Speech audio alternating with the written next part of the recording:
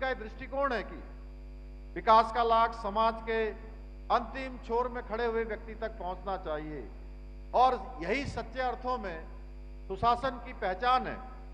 इसी सोच को धरातल पर उतारते हुए आज पहली बार देश में जनजाति समुदाय के लिए एकलव्य मॉडल आवासीय विद्यालय, प्रधानमंत्री जनजातीय उन्नत ग्राम अभियान, वन धन योजना, प्रधानमंत्री जनजातीय विकास मिशन तथा कृषि और पशुपालन से जुड़ी हुई अनेक योजनाएं आज देश के अंदर प्रभावी रूप से लागू की गई है, जिससे जनजाति समाज के युवाओं के लिए शिक्षा, रोजगार और आत्मनिर्भरता के अनेक द्वार खुले हैं। आदरणीय प्रधानमंत्री जी ने पहली बार जनजातीय गौरव दिवस भगवान बिरसा मुंडा जी की जन्म जयंती से मनाने का ऐतिहासिक निर्णय लिया गया। और इतना ही नहीं, देश भर में आज 200 करोड़ रुपए की लागत से आदिवासी स्वतंत्रता सेनानियों के संग्रहालय स्थापित किए जा रहे हैं, जिससे आने वाली पीढ़ियां जनजाति वीरों की इतिहास से प्रेरणा लेके उनके जीवन को आदर्श मानकर राष्ट्र और समाज के लिए अपना योगदान दे।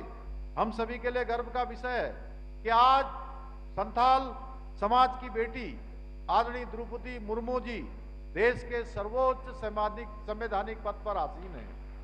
यह इस बात का प्रमाण है कि आज जनजाति समाज केवल विकास की मुख्य धारा का हिस्सा ही नहीं है, बल्कि देश के नेतृत्व में भी अपनी अग्रणी भूमिका निभा रहा है। भाइयों बहनों, आदरणीय प्रधानमंत्री श्री नरेंद्र मोदी जी के नेतृत्व में केवल देश के अंदर नीतियां ही नहीं बदली हैं, बल्कि जनजाति समाज की नियति भी बदली है। जनजाति कल्याण के बजट को 3 गुना बढ़ाकर उन्होंने स्पष्ट कर दिया कि हमारे लिए जनजाति समाज, आदिवासी समाज केवल सशक्तिकरण, केवल एक नारा नहीं है, बल्कि ये हमारा संकल्प है, हमारी विचारधारा है। आदरणीय प्रधानमंत्री जी देश के ऐसे पहले प्रधानमंत्री हैं जिन्होंने सीमांत और सामरिक रूप से अत्यंत महत्वपूर्ण माणा जैसे दूरस्थ क्षेत्र का प्रवास किया था।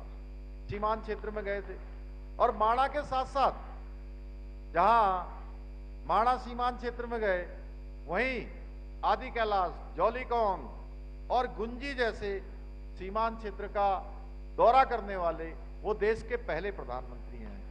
हर्षिल मुखवा जाने वाले वो देश के पहले प्रधानमंत्री हैं। कोई ऐसा अवसर नहीं होता है जब वो हमारे राज्य उत्तराखंड का स्मरण न करते हो।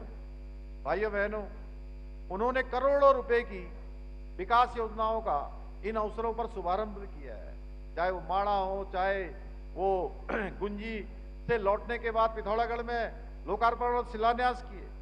और ये सीमांत गांव हमारे देश के प्रहरी हैं और इसी सीमांत गांव माणा से हमारे प्रधानमंत्री जी ने माणा गांव को और माणा गांव जैसे देश के जो अंतिम गांव और सीमांत गांव कहे जाते थे, उन सभी गांवों को पहले गांव की संज्ञा दी। और उसके बाद पूरे देश के अंदर ऐसे सभी गांवों का, जो सीमांत क्षेत्र गांव थे, जो अंतिम गांव कहे जाते थे, उन सभी गांवों को पहले गांव के रूप में संज्ञा देकर उनके विकास को भी पहली प्राथमिकता देने का काम भारत सरकार और राज्य सरकारों ने प्रारंभ कर दिया है।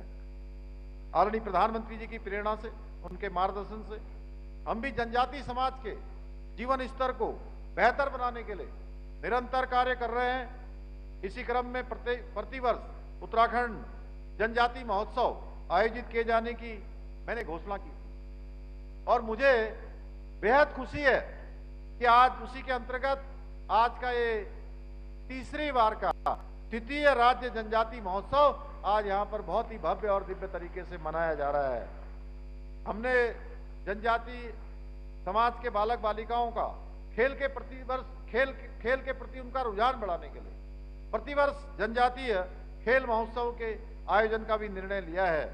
साथ ही हमने प्रधानमंत्री जनजाति उन्नत ग्राम अभियान के अंतर्गत प्रदेश के 128 जनजाति गांवों को चिन्हित कर उनका समग्र विकास सुनिश्चित करने का काम भी किया है।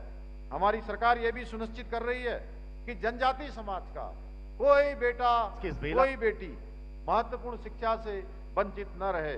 इसी उद्देश्य से चाहे वो आज कालसी हो, बाजपुर हो, मेहरवाना हो या खटीमा में संचालित एकलव्य आदर्श आदिवासी विद्यालयों के माध्यम से जनजाति बच्चों को निःशुल्क आवासीय शिक्षा की सुविधा भी उपलब्ध कराई जा रही है।